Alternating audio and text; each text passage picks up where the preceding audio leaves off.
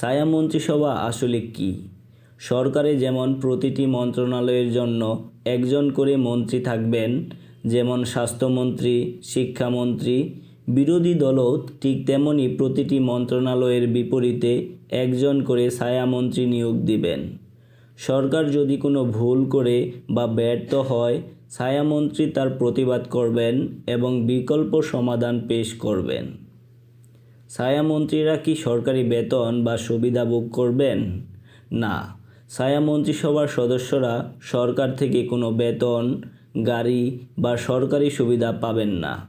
এটি সম্পূর্ণ একটি স্বেচ্ছাসেবী রোল হিসেবে থাকবে। তবে এটি জনগণকে দেখানোর একটা বিশাল সুযোগ যে তারা দেশ চালানোর জন্য কতটা যোগ্য।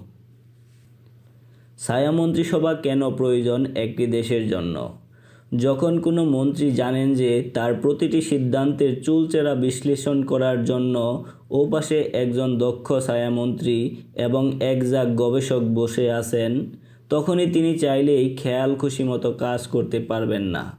এটি রাজপথের পেশিশক্তির রাজনীতি কমিয়ে পলিসির রাজনীতি চালু করতে সাহায্য করে।